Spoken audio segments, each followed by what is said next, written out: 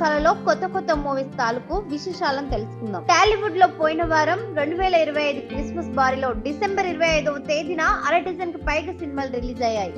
అందులో యువ hero Roshan maker నటించిన చాంపియన్ ఒకటి, మరో యువ హీరో ఆది సాయి కుమార్ నటించిన శాంబల మరొకటి.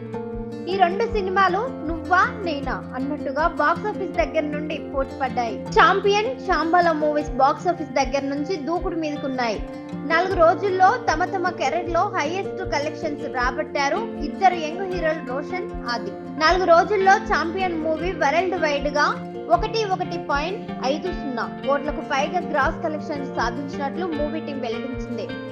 ఫస్ట్ డే 4.5 కోట్లు, రెండో రోజు 2.40 కోట్లు, మూడో రోజు 2 కోట్లు, నాలుగో రోజు 2.6 కోట్లు కలెక్షన్స్ రాబట్టిన చాంపియన్ మూవీకి ఈ జోరు ఇలాగే కొనసాగుతుందని ట్రేడ్ విశ్లేషకులు అంచనా వేస్తున్నారు. టాలీవుడ్ లో అత్యంత పాపులర్ జంట గుర్తింపు పొందిన విజయ్ దేవరకొండ, రష్మిక మందన పెళ్లి వార్తలు మరోసారి సోషల్ మీడియాలో హల్చల్ చేస్తున్నాయి. గత కొంతకాలంగా వీరిద్దరు ప్రేమలో ఉన్నారనే ప్రచారం కొనసాగుతూనే ఉంది. తాజాగా అందుతున్న సమాచారం ప్రకారం వచ్చే ఏడాది ఫిబ్రవరి 26వ తేదీన ఈ స్టార్ జంట పెళ్లి చేసుకోబోతున్నారని నెట్టింట పెద్ద ఎత్తున వార్తలు వైరల్ అవుతున్నాయి.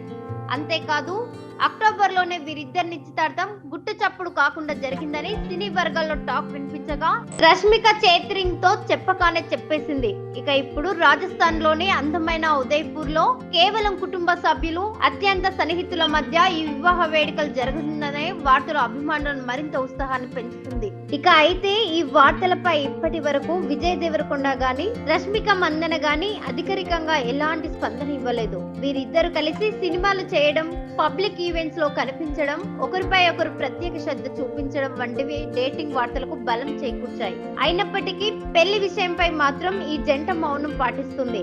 గతంలో కూడా ఇలాంటి పెళ్లి డేట్ వార్తలు చాలా సార్లు వచ్చి అవన్నీ రూమర్లుగానే మిగిలిపోయాయి. కాబట్టి ఈసారి ప్రచారంలో ఉన్న వార్తల్లో ఎంతవరకు నిజముందో తెలుసుకోవాలంటే అధికారిక ప్రకటన వచ్చే వరకు నమ్మలేము.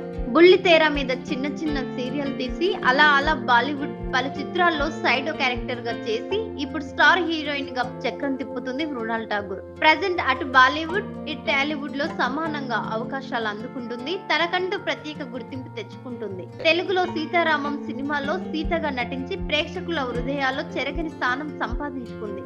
ఆ సినిమా ఆమె కెరీర్ ను కొత్త మలుపు తిప్పిందనడంలో సందేహం లేదు.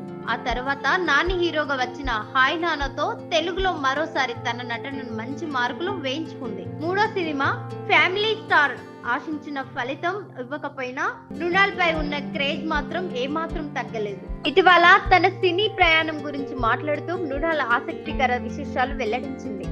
నిజానికి తను ఎప్పుడు దక్షిణాది సినిమాల్లో నటిస్తానని అనుకోలేదని, అది తన జీవితంలోనే అనుకోకుండా దొరికిన అదృష్టం అని చెప్పింది. సీతారామం తర్వాత బాలీవుడ్ లో తనను చూసే చూపే మారిపోయిందని, అందుకే తెలుగు సినిమాకు ఎప్పుడు రుణపడి ఉంటానని మృణాల్ తెలిపింది. ఇక త్వరలో డెకైడ్ సినిమాతో మరోసారి టాలీవుడ్ ప్రేక్షకుల ముందుకి రాబోతుంది.